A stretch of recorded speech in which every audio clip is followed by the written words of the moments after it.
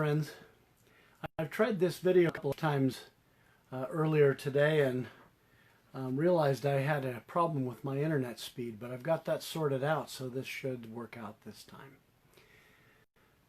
time. As you know, normally I come to you in videos to talk about business and the law and such things, but on the last few Fridays I've come talking about matters of the heart. And last week I had my lovely wife Kathy with me, and we talked about why dating should be fun for mid-singles. And so that's something we enjoy talking about, and both of us were single for quite a while in our middle years. I want to talk now about once you've taken that challenge to date and begin meeting people and things, how do you create a great relationship? Ralph Waldo Emerson said, "What lies behind us and what lies before us are tiny matters compared to what lies within us." And I like that quote because what lies behind us? Well, we've all had some disappointments. All of us who are or have been mid-singles, who wanted a relationship but don't have one right now, were disappointed by a divorce or a death of a spouse or something traumatic like that. And maybe just disappointed because past relationships didn't work out or attempts at dating had not felt successful. So, but what lies behind us is a tiny matter compared to what lies within us. And what lies within us will govern what lies before us, what lies ahead of us. It reminds me of a story that happened to me when I had an office in Provo, and I had a friend, an old friend, come in and talk to me saying that she was considering divorcing her husband. Still a very young woman at that time, probably 29 or 30 years old. And I've known her at that time for 5 or 6 or 7 years. Anyway, her concern was when her husband would come home from work, he made a pretty good living, but when he would come home from work, he would sit on the couch and play video games all night, and he didn't help out with the baby, and he didn't help out with the house, and he left his clothes strewn all over the place, and and basically neglected his wife as well.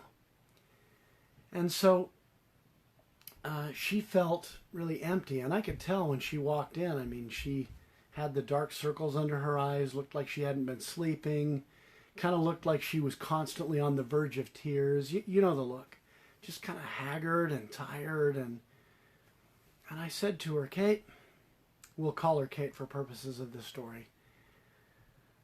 I said, "Kate, I used to know you when you were vibrant and happy and a little ray of sunshine for everybody around you. And now, this is my impression." I kind of described what I've described to you, and I said, "It's like the light's been crushed out of you."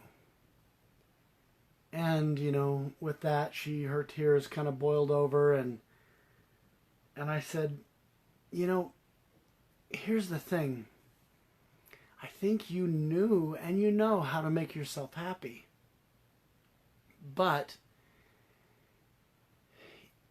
when you got married, you gave that over to someone else. You gave somebody else the responsibility to make you happy. And he hasn't done it well, and so you're in a very bad place now." And I said, "I want you to go home and write down 10 things that used to make you happy. And then pick 2 or 3 of them and do them this week, whether your husband will be involved or not. If you like movies, get a group of girlfriends and go to a movie, if he won't go. Get a group of girlfriends and go out to dinner, or go see a play, or take a class, register for a class, something, whatever floats your boat. Join a gym. It doesn't matter. Whatever makes you happy, start to do things to make yourself happy again. And I said, your husband may decide to join in with you, and he may not. He may continue to come home every night and play video games, and it may end up that your marriage doesn't work out. And if that's the case, at least you'll still be a happy person. You will be doing the things you need to make yourself happy. And, I know she's got a baby at home. Her husband made a decent living, though. Get a sitter if you have to. I told her to get a big bin from Walmart and put it in the corner of the bedroom or somewhere, and if he left his stuff all over the place, put it in the bin. And then if he came saying, hey, do you know what happened to my boots? Well, check your bin. Do as little as possible. Try not to resent it, and do what's necessary to make yourself happy. And I said, maybe as the woman he fell in love with starts to reemerge from all this sadness, and maybe he'll catch the spirit and come along with you, and maybe not. But either way, you'll be happier. And this made a lot of sense to her, and she went home kind of with a new resolve to take, to put that oxygen mask on herself before she helped the person next to her. Well, I think there's a lot to that in terms of creating a good relationship in dating as well. If you're dating and you're expecting, I want to get into a relationship because this other person is going to make me happy, I think you're putting too much on the relationship. Now, another person can augment your happiness, but they can't create it where it doesn't exist. Have you ever noticed two happy people rarely get together and have a lousy time, right? Rarely have a lousy time. Two happy people get together, they're going to have a happy time. If one or the other is chronically unhappy, that's where you're going to run into trouble. And part of my message today is when you're trying to form a relationship, and whether you're beginning that through dating or however, but you're moving into that phase of dating and exploring things with someone, you want to bring your healthiest self. Now that doesn't mean that, I've heard people say, well, I don't have time for a relationship. I've got too much going on. I'm too busy. I've got my kids. I got all this other stuff going on. I'm financial problems, whatever. Well, I'm not suggesting that a relationship is only for when things are hunky-dory. I mean, geez, Kathy was sick for a good part of the first 2 years we were married.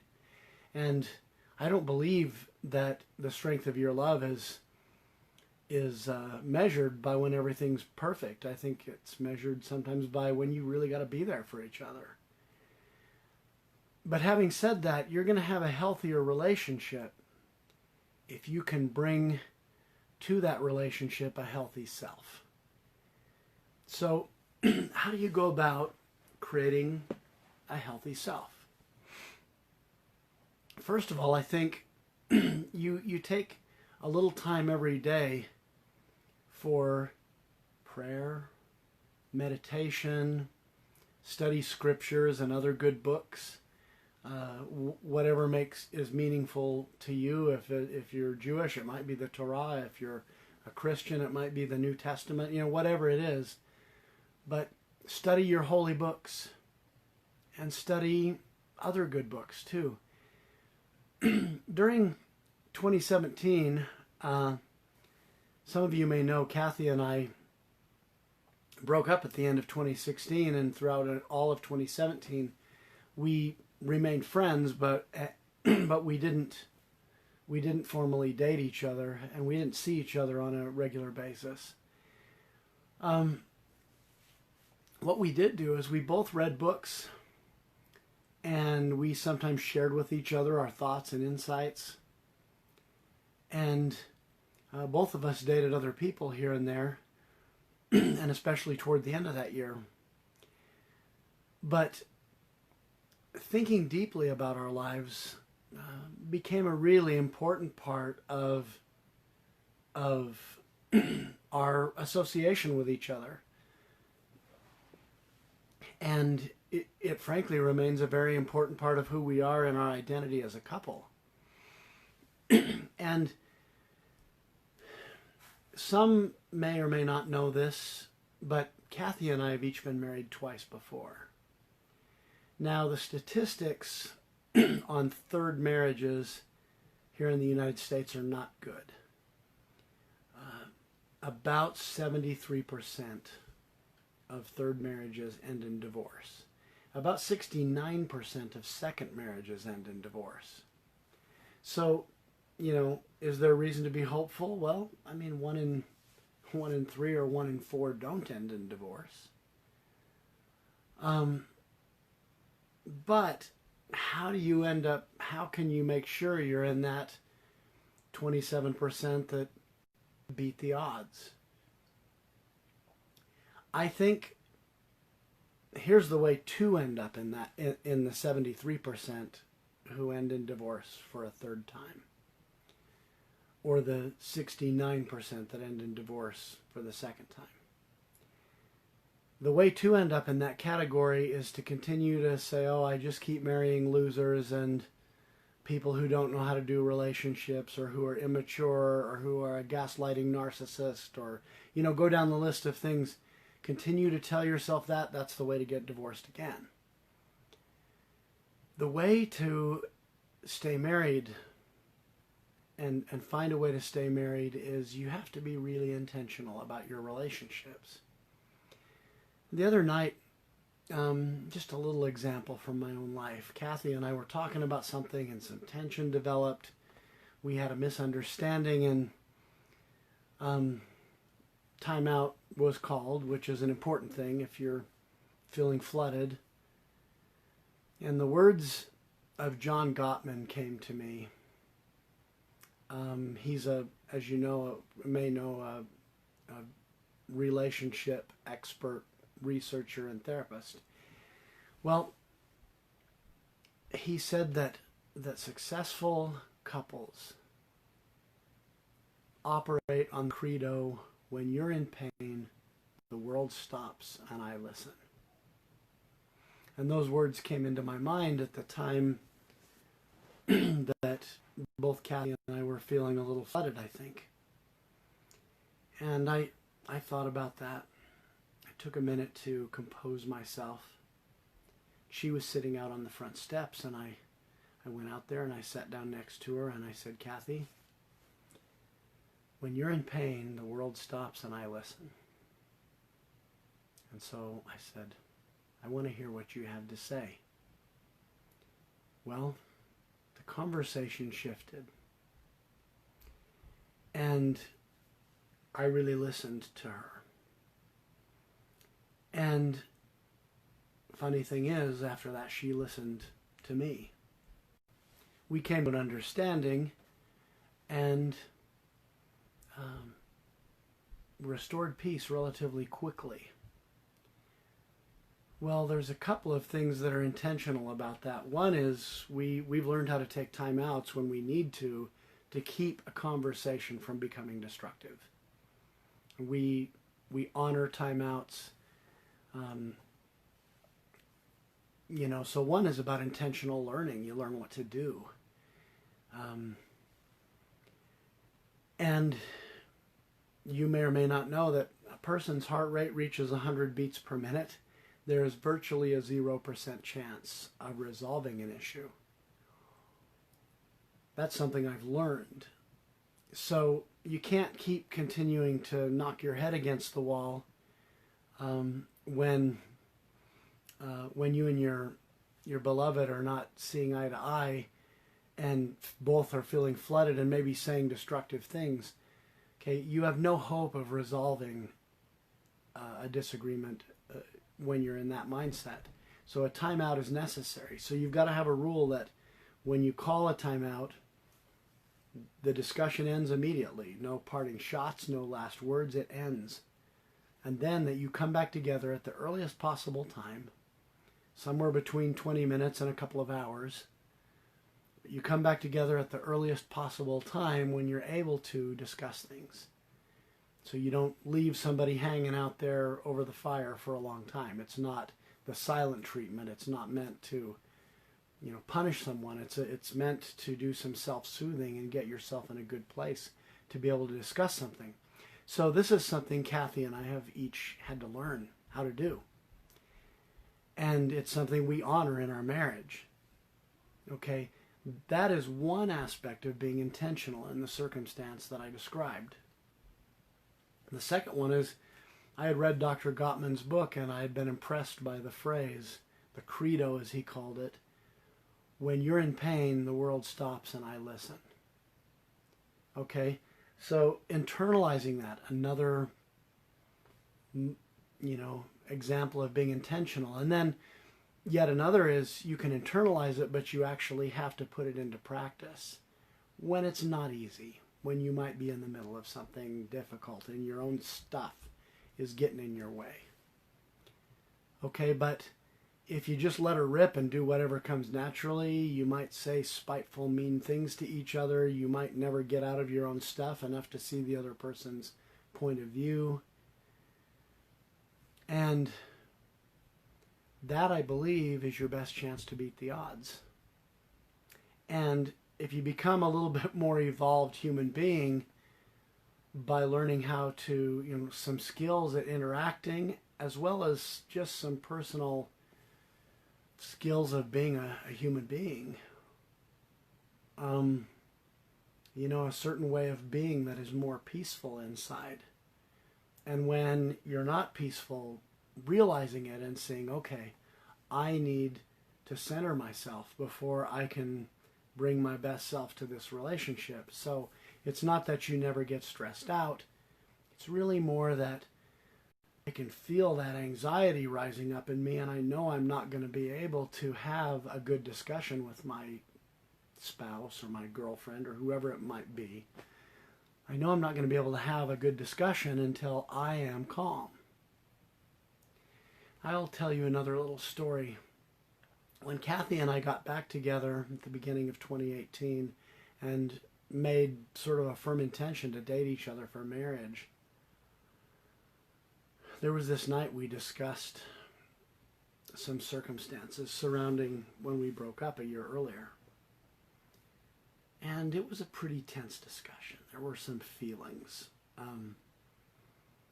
And now and then when it would start to get pretty intense, Kathy would say, I think before we continue this discussion, we ought to pray together. And so we would kneel down and we would hold hands and we would say a prayer. One of us would say it and then squeeze the other one's hand, and the other one could pray if they wanted to. And that act of praying among, bringing feelings of peaceful calmness also, I think, helped us to, when you're praying and you mean it, you're not just thinking of yourself and your own point of view. You're asking for help to bring you together, and you're naturally placing the focus more on the relationship than on your individual points of view. And so I remember we probably did that 4 or 5 times that night, maybe even 6. And I remember thinking after one of those times, this is the woman I want to marry. Why? Because, number one, she could see when a conversation was starting to go south, and she could do something affirmative to help shift it, something positive. Well, that's being intentional. And I think it takes a lot of work on yourself to get to a point where instead of just seeing your own point of view and getting stuck in it, you can find a way to bring peaceful calmness back to a relationship, and you care about the other person's point of view, and you care about understanding even if you don't agree. And you don't always agree. Obviously you don't. I want to read another little quote. This is from St. Augustine. And he's talking here, I think, about romantic love. Love is a temporary madness. It erupts like an earthquake and then subsides. And when it subsides, you have to make a decision. You have to work out whether your roots have become so entwined together that it is inconceivable that you should ever part. Because this is what love is. Love is not breathlessness. It is not excitement. It is not the promulgation of promises of eternal passion. That is just being in love, which any of us can convince ourselves we are. Love is what is left over when being in love has burned away. And this is both an art and a fortunate accident. Your mother and I had it. We had roots that grew toward each other underground. And when all the pretty blossoms had fallen from our branches, we found that we were one tree and not two. I think two people that are trying to become their best selves and bring that to a relationship will naturally grow their roots toward one another and become entwined so that they are one. I don't claim that Kathy and I have arrived by any means. I just know we're trying. And we are both dedicated to a relationship where self-improvement and personal development remain a very important part of our life. And that we try to be intentional in the way we interact with each other so that our relationship doesn't follow the path of least resistance into a place neither of us wants to be. We've both been there. We know what it can be like. We want it to be positive and happy. And so I guess that's fundamentally the idea I want to convey here to you is if you want to date and develop relationships as a mid-single adult, I encourage it. And while you're doing it, take some thought for becoming your best self. Even if you think it was your ex-spouse's fault that the divorce occurred, and maybe the blame lies very much there. I've never found blame to be a particularly useful idea. But I do want to say that even if 90% of the blame belongs with your ex-spouse, there's always ways that you could have done better.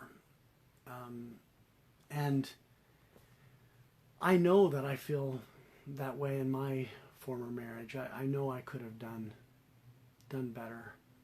There were ways I could have brought a more healthy self to the relationship. And so that would be my message to you. First of all, take responsibility for your own happiness. And if you're not happy, find a way to become happy without putting that on your spouse, because that puts too much pressure on the relationship. Second, acknowledge, if only to yourself, your own weaknesses. And third, be very intentional about how you come to your relationship. What kind of communication you have with your spouse. When your spouse is in pain, does the world stop and you listen, or are you dissecting what's wrong with what they're saying? There's always ways we can learn how to interact better and more lovingly. And I encourage us all to do that. If you have any thoughts, feel free to write them in the comments section on this video. I'm always open to new ideas, and I've enjoyed speaking with you and inviting you here in my office.